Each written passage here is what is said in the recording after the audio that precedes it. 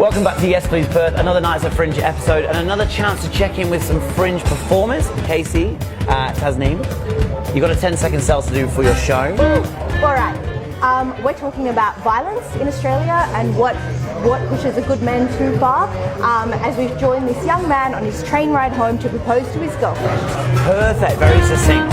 I love that. So the storyline follows a typical Aussie bloke. Yes. And where's that sort of come about? Casey, you've sort of developed this a little bit with Tasnim? Initially it came from Taz and her response to the shootings in Christchurch. Yes. Alright, okay. Yeah. And it developed and blossomed through there. We did a lot of we had a lot of conversations with men that we knew, like about half a dozen guys. We got them together and we learnt about being a man. Okay, and Tasnim, how are you feeling playing a male character, I suppose? It's been fascinating because we've been sitting inside this for a couple of months now, just talking with a lot of men. We've had them not just tell us about things that happen when they're playing footy or the kind of locker room talk that might happen and the kind of pressures that they feel, but also been watching the way that they walk and they sit. The other day we had to work out how a guy sits on the ground and then gets up again, because it turns out guys and girls do it very differently. What sort of genre is the show? It sounds quite serious. Yeah, well, There's a lot of humour in it. Okay. it's kind of storytelling, it's quite personable. He's a very chatty dude. Yeah, he's very chatty, he's very charming. Yes. Yeah. And hopefully people will be nodding along and, you know, they'll be like, oh yeah, I have a mate like that, or yeah, I've done that before. So yeah. day to day, what are you up to as a team? Yeah. What's going on? We've just been rehearsing at the Blue Room. We have a secret second actor in the show, so we've been rehearsing with him a little bit. Oh, spoiler. Yeah. Well, we've been kicking around a footy today. Yeah. Making sure we have decent ball handling skills, because this guy, he's good. Yeah. And I'm bad. Okay. Very bad. You've been in Perth a couple of times already. Why do you choose to come back?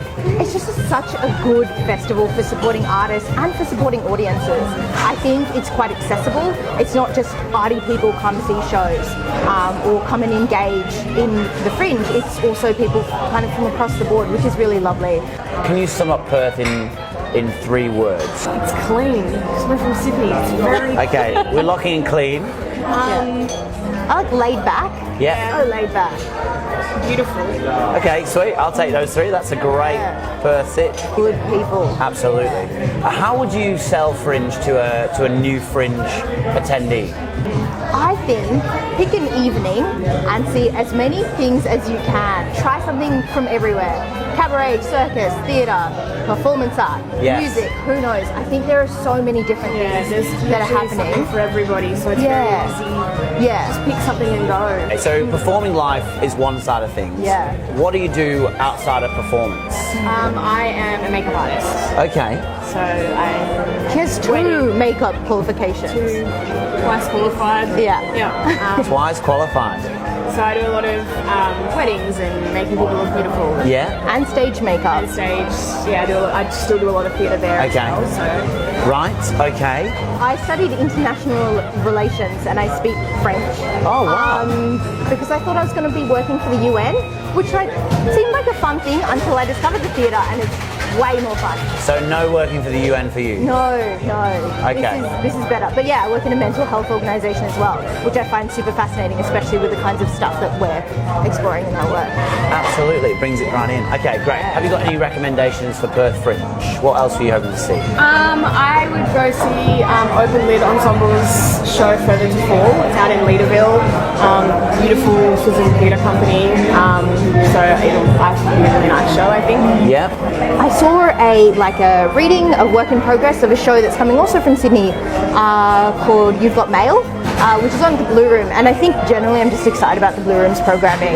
We're there in the first week of Fringe and just back-to-back excellent shows. So, great. Yeah. The show is called Boys Light Up. It's at the Blue Room Theatre from the 4th to the 8th. Looking forward to seeing you both there. Thank you so much for coming to join us on Nights at Fringe. Such a pleasure.